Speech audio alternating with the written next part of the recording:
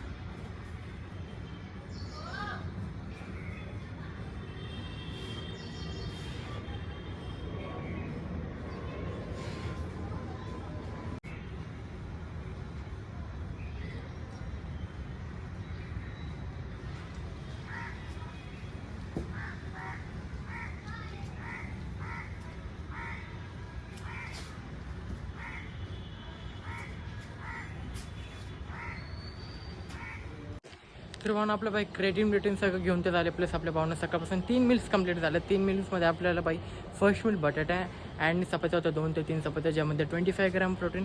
Second मीलमध्ये पण वरण आणि भात केले, ज्यामध्ये 30 to 35 gram protein. And last मीलमध्ये आपण बाई पूर्ण डिनर करून झालं. वरण भात बटाट्याची भाजी 2 ते 3 चपात्या, ज्यामध्ये आपल्याला 40 to 45 ग्राम प्रोटीन, जे की मिळून झाले आपलं 100 ग्राम प्रोटीन.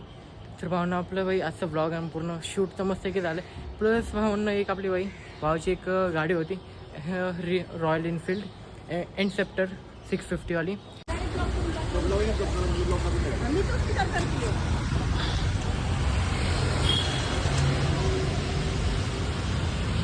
या कंडिशनमध्ये गाडी चालवायची म्हणलं तर काय करता येईल आपल्याला? त्याने आता एक ब्लॉक टाकलेला जिम वरती त्रास देते. तो ब्लॉक 5 मिनिटामध्ये 6 ब्लॉक.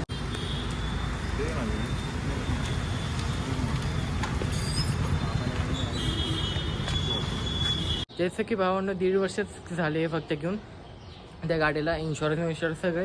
गाडी फक्त थोडीफार खड्ड्यात गेली. जी पाऊस होता तर तिथं समोर छोटासा खड्डा होता, तर फक्त गाडी गेली आणि जास्त तर काही स्पीड पण नव्हती. 30 to 40 आणि एक तर भरपूर ट्रॅफिकमध्ये झालेलं आहे. म्हणून आपण बाई थोडंफार सायपीक खालवत होतं, तर आपण थोडंफार पुढे गेलो, थांबवली गाडी. मग नंतर चेक केलं तर बाई गाडीचं बाई चास तुटलेलं होतं.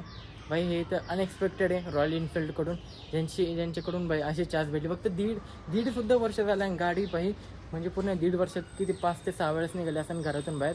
कारण ऑलवेज माझा भाऊ थोडंफार बाहेरच असतो, तो घरीच जास्त काही नसतोच. आणि गाडी तर बाई घरीच पडून असेल, कोणी चालवत नाही. 5 ते 6 वेळा काढली असेल, ते पण इकडे तिकडेच फिरायला, जास्त कुठं लांब पण नाही. तर भावना आपण बाई 1.5 वर्षातच रॉयल एनफिल्ड एनसेप्टरची बाई 650ची बाई चास तुटलेली आहे. तर बाई अनएक्सपेक्टेड आहे रॉयल एनफिल्डकडून. तर नंतर भावना बाई ही जरा थोडंफार तरी बाई स्पीडनी असतं माझा भाऊ. तर बाई तिथं जागेवरती गाडीचा आहे मोठा ॲक्सिडेंट झाला असता, ऑन द स्पॉट काही झालं असतं. म्हणजे असं काही होऊ पण नको, म्हणजे असं परत कधी कुणावर व्हायला पण नको. ॲक्सिडेंट असले काही जास्त बाई डायरेक्ट तुटले. आता काय बोलाव. ते भावना थोडंफार आता आपण क्लेम तर केले, आता बघू त्याची काय पुढची प्रोसेस होऊन जाईल. तर बाई रॉयल एनफिल्डला ही तर टॅग करून मी या भावांना हा वाला व्हिडिओ आहे. कारण बाई हे डायरेक्ट जास्त तुटलेले. जर आपण थोडंफार तरी माझा भाऊ जास्तीत जास्त स्पीडने असताना ते भरपूर रायडर्स ना जास्त ना GT 650 इन्सेप्टर रॉयल एनफिल्डचे एकदम गाडी म्हणजे भारीतली यूज करतात आणि ते म्हणजे जास्त पळवत असतात. आणि जर असं मध्येच काय झालं ॲक्सिडेंट प्लस बाई चास तुटली तर बाई ऑन द स्पॉट बाई त्याचा काही ना काय होणारच आहे. हेवाला भावना व्हिडिओ आपल्या गाडीसाठी पण आहे, प्लस आपल्या भाई वर्कआउट तर पूर्ण झालेलंच आहे. जास्तीत जास्त हवाला व्हिडिओ शेअर करा. भेटू डायरेक्ट आता आपण उद्याच्या व्लॉगमध्ये.